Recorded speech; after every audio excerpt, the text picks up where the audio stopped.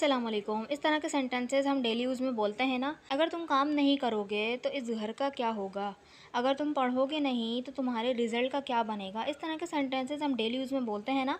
सो इस तरह के सेंटेंसेस को बनाने के लिए क्या सेंटेंस स्ट्रक्चर यूज़ होता है, चलें देख लेते हैं। तो सेंटेंस स्ट्रक्चर है हमारा, सबसे पहले आएगा इफ़ के साथ प्रेजेंट इंडेफिनिट का क्लॉज आ जाएगा।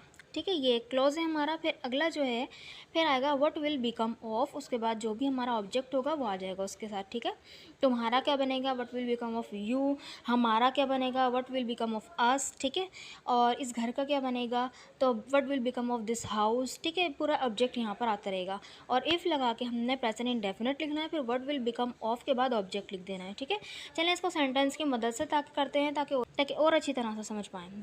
तो देखिए फर्स्ट सेंटेंस क्या है, अगर तुम मुझे छोड़ दोगे तो मेरा क्या होगा। अगर तुम मुझे छोड़ दोगे तो मेरा क्या होगा। अब देखिए अगर तुम मुझे छोड़ दोगे, गागी ये तो आ रहा है, लेकिन ये क्या है हमारा फ्यूचर इंडेफिनिट में नहीं बनेगा, बल्कि किस में बनेगा, प्रेजेंट इंडेफिनिट में बनेगा। ठीक है, इफ़ के बाद प्रेजेंट इंडेफिनिट।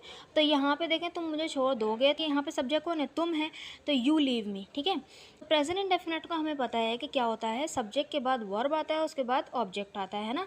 और अगर थर्ड पर्सन सिंगुलर वर्ब हो तो क्या आ जाता है, वर्ब में ईएस और एस का इजाफा होता है। और जो है हमारे अगर नेगेटिव हो तो डू डज होता है। ठीक है, डू डज। और अगर थर्ड पर्सन सिंगुलर हो तो डज इस्तेमाल करते हैं, और अगर बाकी सब्जेक्ट्स हों तो डू इस्तेमाल करते हैं। चलें और अच्छी तरह से समझ में आएगा, देखें आगे बढ़ते हैं।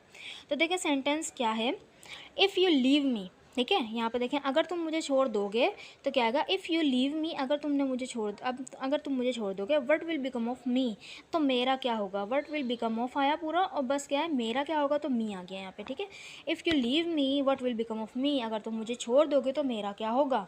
नेक्स्ट सेंटेंस देखें क्या है, अगर वो ये करेगा तो उसके शागिर्दों का क्या होगा।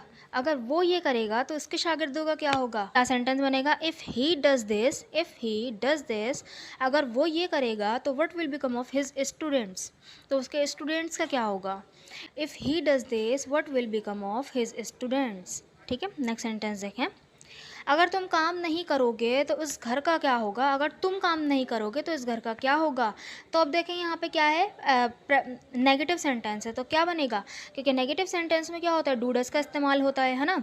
तो अब देखें वहाँ पे, देखें ऊपर वाले जो सेंटेंस था वहाँ पे डस का करने के लिए हुआ था, मेन वर्ब के तौर पे डू का इस्तेमाल हुआ है वहाँ पे। और ही क्योंकि थर्ड पर्सन सिंगुलर है इसलिए ई एस का इजाफा हो गया। ठीक है, लेकिन यहाँ पे देखें नहीं करूँगा, क्योंकि इसके हेल्पिंग वर्ब ही क्या होते हैं, डू डज होते हैं। ठीक है, तो तुम काम नहीं करोगे तो तुम के साथ यू के साथ क्या लगता है, डू लगता है, तो क्या बोलेंगे, if you do not work, if you don't work, do not का कॉन्ट्रेक्शन डोंट। ठीक है, if you don't work what will become of this house, तो इस घर का क्या बनेगा, या इस घर का क्या होगा, दोनों सेंस निकल सकते हैं। If you don't work what will become of this house, तो इस घर का क्या बनेगा, या इस घर का क्या होगा। नेक्स्ट सेंटेंस देखें, अगर तुम खाना नहीं पकाओगे तो पार्टी का क्या होगा। अगर तुम खाना नहीं पकाओगे तो पार्टी का क्या होगा, यानी पार्टी तो बेकार हो जाएगी भाई, खाना नहीं बनाओगे तो क्या बोलेंगे। If you don't cook food, if you don't cook food what will become of party, if you don't cook food what will become of party, अगर तुम खाना नहीं बनाओगे तो पार्टी का क्या होगा। If you don't cook food what will become of party. Next sentence देखें, अगर तुम घर छोड़ दोगे तो तुम्हारे वालदेन का क्या होगा। अगर तुम घर छोड़ दोगे तो तुम्हारे वालदेन का क्या होगा।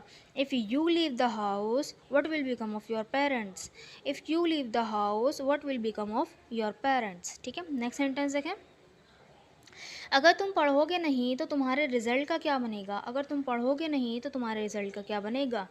If you don't study what will become of your result, if you don't study what will become of your result. Next sentence देखें, अगर तुम हमें घर से निकाल दोगे तो हमारा क्या बनेगा। अगर if you kick us out, ठीक है, किक अस आउट, किक आउट का यूज़ करते हैं घर से निकालने के लिए, तो किक अस आउट यानी हमें घर से निकाल दोगे, तो हमें घर से निकाल दोगे। ठीक है, if you kick us out from the house what will become of us, हमारा क्या बनेगा।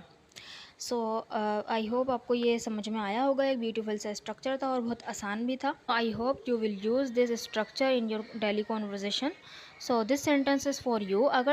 अगर तुम मुझे नहीं पढ़ाओगे तो मेरा क्या बनेगा, अगर तुम मुझे नहीं पढ़ाओगे तो मेरा क्या बनेगा। तो इस सेंटेंस को कमेंट बॉक्स में ज़रूर ट्रांसलेट करके लिखिएगा, ताकि मुझे पता चले कि आपको वीडियो समझ में आई कि नहीं आई। अगर वीडियो अच्छी लगी है तो चैनल को ज़रूर सब्सक्राइब कीजिएगा, वीडियो को लाइक कीजिएगा।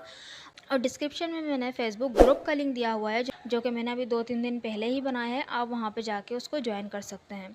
So thank you so much.